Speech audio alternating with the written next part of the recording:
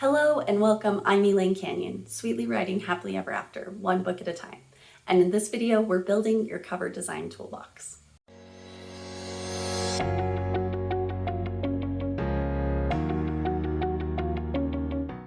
All right, the last two videos I've posted have been about color. I've introduced you to the terms that we use when we're discussing color, and I've shown you how to create color harmonies, combining colors together that look appealing and work well. If you haven't watched those, before we go into this, you should probably go back, because today we're talking about color psychology. Color evokes emotion and feeling when we look at it. And this is not voodoo or anything, this is scientifically proven. One thing to keep in mind going into this video, I was trained in graphic design here in the United States. What I learned about color and the emotions it can evoke are specific to this culture. I was trained here, so I was taught how to work here. That means that if you live somewhere other than the United States, these colors might not mean the same thing where you are.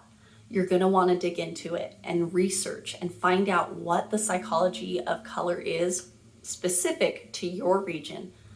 Color emotions also change based on gender, socioeconomic status, and the age of the individual looking at the design. Just like every other part of selling your book, this is marketing. Your book cover is a tool to market. And that means you need to know who your target audience is so that when you're choosing colors, you're choosing the right colors. So let's get started. I'm going to give you the emotions that can be evoked from the primary colors, the secondary colors. I'm also going to specifically pull out pink, gold, and silver because they have very specific connotations that differ from other combinations on the color wheel. And then we'll talk about the neutrals. You can take these emotions and just like how you mix colors on the color wheel, you mix these emotions when you choose colors that are combinations of them. So if you take a purple and you do a more red purple compared to a more blue purple, you're going to be pulling some of those emotions of red into the emotions of purple, or some of the emotions of blue into the emotions of purple. And that's going to be true of all color combinations.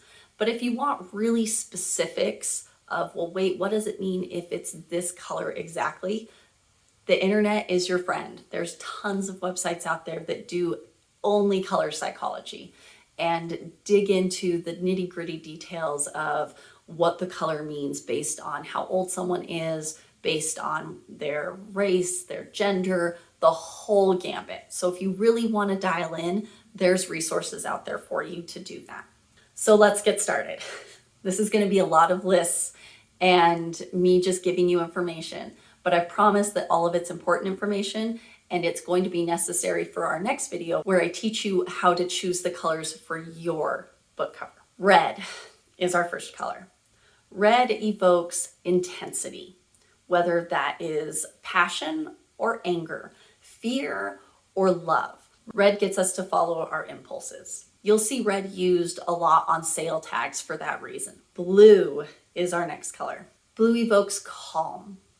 It's a color that tells us that things are stable, secure, and that we're in good hands or we're in control. It's a feeling of serenity. It's also most people's favorite color for a lot of those reasons. It gives us better focus when we're working as well, to be surrounded by blue. However, blue can also have some negative connotations. Blue is often associated with sadness, distance, as in being aloof from something, as well as the cold, which for a lot of people is a negative thing.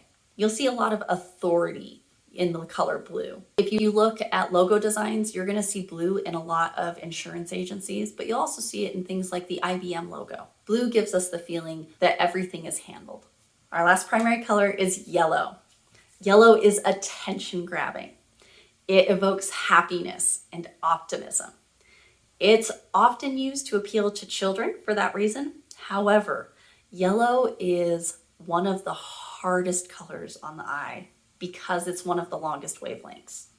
So when you're using yellow, it's best to make sure that you're using it sparingly, or you're using a tint or a shade of it to help pull it back a little bit. The negative sides of yellow are usually illness, cowardice, and anxiety. So when you're trying to convey that something is sickly, yellow is a great color for that too. All right, now we get to move on to the secondary colors. We're gonna start with green. Green evokes balance. Green is the easiest color on the eyes, and so it's the color we can look at the longest as well. It's that right at that center of the color spectrum. It's associated with nature and rest, health and growth, prosperity and hope. It's also associated with envy and greed, and again, illness. If you want something to look sickly, a yellow-green is usually a really good color combination for that. Next, we're going to talk about purple. Purple evokes greatness, truth, and wisdom. Purple has been used for centuries to represent royalty, the spiritual, and the magical. It's a favorite color among women, mine included. I love purple. It's often used to portray romance and luxury. However, it also can feel arrogant and conceited and corrupt. The last of our secondary colors is orange. Orange evokes energy. Like yellow, it's high visibility, and it can be hard on the eyes. Like red, it can also be intense. So orange is associated with friendliness and enthusiasm and youth, but it also can be associated with rudeness and frivolity. It's a hard color to use without coming across as overbearing. Like yellow, you can use tints and shades and tones to help pull it back. And when you mix it with cooler colors, that helps a lot too. Okay, we're going to talk about pink, gold, and silver next. And we're doing this for a reason. Pink has a very specific connotation. Stereotypically, it has often been associated with women.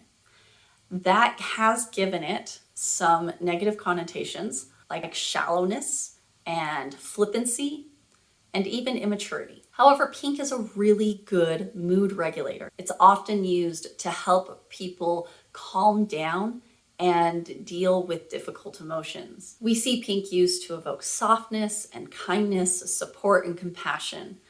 It's often used in romance. Pink is a great color to use on all of its spectrums. That softness comes in the pastel shade of pink more than it comes in the vibrant pink.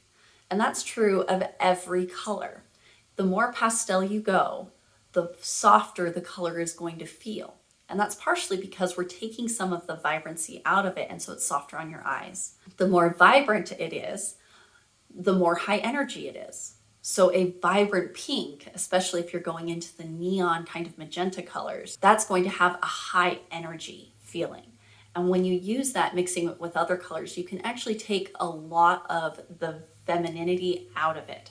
So pink is a color that if you choose to study it, you can actually work with it in a lot of ways that initially you don't think you can because of the culture we're in and the way people treat the color and the stereotype that comes with it. Let's talk about gold. Gold is a little different than yellow. We know that yellow is a high energy color, it's high visibility, and it can be hard on the eyes. Gold also can be hard on the eyes, but it's a softer feel because it has some of those brown tones mixed into it, being able to give you a different feeling than what yellow by itself gives you. So gold evokes that feeling of wealth and success. It signals achievement and triumph, opulence and affluence, luxury and sophistication, extravagance. Gold is optimistic, just like yellow is. And it's associated with more mature themes than yellow is, like wisdom and knowledge. Gold also tends to be masculine in nature. And so when you're using it, keep that in mind that it's going to feel more powerful than it is if you wanted to use our next color, which is silver. Keep in mind also that gold can come off as tacky, showy, and ostentatious. Like I said, silver is our next color. Silver evokes grace and elegance. Gold tends to be masculine, but silver is feminine in nature and is considered more sensitive. It's also associated with the moon, and a color that we see more frequently used when night is a theme that we're trying to portray. Silver does bring a lot of those same feelings that gold does though, like sophistication and wealth, However, it also brings in a new element. It brings in modernity, that high-tech feel. It can be soothing as well. We look at it as a purifying element, and it's alluring and glamorous. It also can be associated with insensitivity and dullness. It can feel cold and insincere, deceptive, and often two-faced. Silver is a very versatile color, and it can give you a softer feel when gold is feeling too hard of a color to use in your design. Now let's get into our neutrals. We're going to talk about white, black, gray, and brown, and then we're going to close off the video. White is the absence of color. Because of that, it evokes that feeling of purity and innocence. It's associated with new beginnings and fresh, clean starts. It's peaceful and gives us that idea of simplicity and minimalism. However, it can also evoke feelings of sterility and emptiness and isolation. Have you ever heard someone say they hate being in hospitals? Those white walls and white floors are usually part of the reason why. Black is our next neutral. Black is the absence of light. It's really interesting to see how black can affect people because it evokes strong emotions, whether they're positive or negative. Black, like red, is a strong color. Black can project feelings of evil and danger and darkness and suffering and the unknown and death. But it can also bring in a feeling of sophistication and power, tradition, steadfastness, timelessness, and elegance. Black is a color that, like red, depending on how you use it, will bring a very powerful feeling to your reader. Next is gray. Gray evokes feelings of dependability. Gray communicates a firm foundation, composure, steadiness, resilience, sophistication. But it also can feel bleak, monotonous, moody, and depressing. Gray is a mix of black and white. And so it works well when you find that black or white is too overpowering to your color palette. Finally, we're going to talk about brown. Brown evokes feelings of warmth and security and earthiness and strength and reliability. Think UPS. However, it can also feel isolating, like a desert. It can feel lonely and sad, and brown can feel empty. The reason I've pulled these neutrals out to talk to them a little bit more specifically in color psychology is because you need these colors. All of your neutrals can blend in really well with a color palette. And so when you choose your color palette, be sure to be thinking about what neutral you're going to work into it. Neutral colors do a good job of making the transition from the other colors in your palette feel seamless. That was a lot of information. If you want a further deep dive into color psychology, there are tons of videos out there. There's tons of resources out there. You literally just need to hop into your favorite search engine and type in color psychology, and you will have more information than you ever thought you needed. But this gives you a good basis, a good starting point for cover design, because these emotions we've talked about for these colors are what is going to help you build a cover design that communicates to your target reader that they want to read your book. If you don't want to miss the next video where I teach you how to take everything we've learned in these last 3 color videos and apply it to choosing the colors for your book cover, make sure you hit that subscribe button. I post videos on Wednesdays about cover design, like this, discovery writing, and publishing on a teeny tiny budget. I hope to see you back again soon.